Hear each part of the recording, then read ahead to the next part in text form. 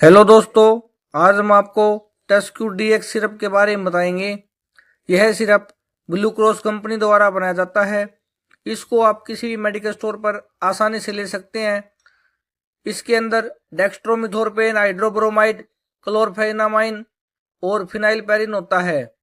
इसका यूज सूखी खांसी को दूर करने के लिए किया जाता है।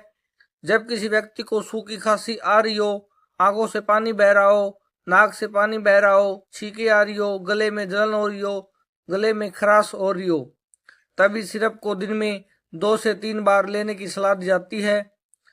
सर्दी जुकाम खांसी का यह एक बहुत ही अच्छा सिरप है जो कि आपको तुरंत आराम देता है। इसका यूज आप दिन में 2 से 3 बार कर सकते हैं। ये आपको बहुत ही अच्छा फायदा करता है।